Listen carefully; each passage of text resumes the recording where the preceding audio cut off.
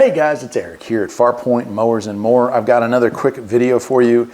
This is a video I already went over in another one, how to get a tire off of the front here. We've taken our C-clip off. All right, so now we've got the tire off of the tractor and we are ready to do some repairs. If you take a look at this, we actually have a tire that has pretty decent tread and doesn't seem to be too cracked up, or it doesn't have giant holes in it or anything, at least none visible. Of course, that may change as we go on. And this bead is actually still on. The back bead here has come off.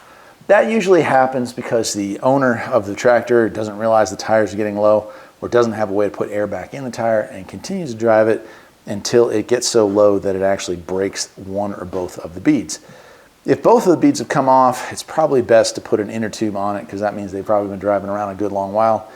But if it's just one like this, we can use something called a cheetah, which I'm going to show you here in a second, to put this back together. And then if we do find out we have a small leak, and most of these leaks on these tires are pinhole leaks, we can add something like green slime or pink slime to it to slow that leak or stop it altogether.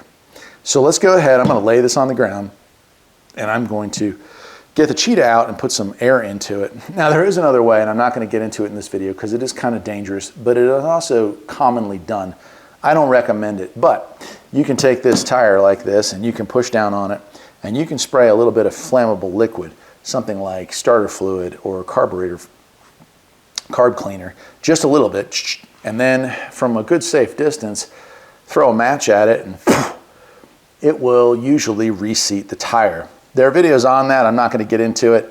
I don't recommend it, but it is a way to do it, and a cheetah does cost $60, $70 from Vavor, so it's not something that every one of you is going to have for sure. However, if you're doing this for a living or thinking about doing it for a living, probably a good investment. Let's put some air in the cheetah and we will blow this thing up. All right, well, here we are. I've got the Vavor bead sealer. This one here is your conventional cheetah style. They do make another one, a bazooka style, that I use as well.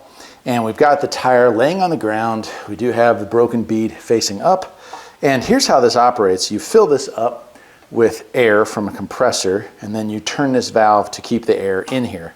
This larger valve is called the dump valve, and all the air is going to come out of here. A couple of warnings before using something like this. This is a dangerous tool. It will hurt or even could kill you, so you want to show it a lot of respect. The other thing is hearing protection. For some reason, I can't find any of my actual OSHA-approved hearing protection, but even wadding up some rags and stuffing them in the ear works a whole lot better than nothing at all. Now, ideally, you would also have an air line going to this, but because I don't want to have the noise in the background while I'm talking, we'll leave that off for now and we'll see if this works. Sometimes it takes 2 or 3 tries to get this right, but this one doesn't seem too bad.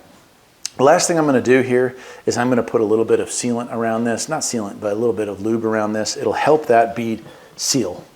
So let's do that and we're ready to pull the trigger.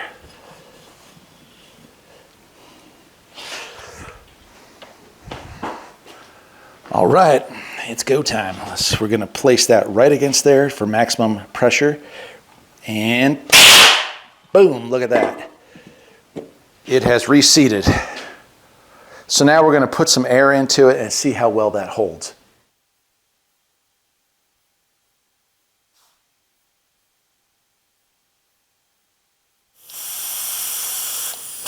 Okay, here we are at 20 PSI, which is even more really than what this calls for. And as you can see, now we're starting to see those cracks. Now we're starting to see the fatigue on this tire.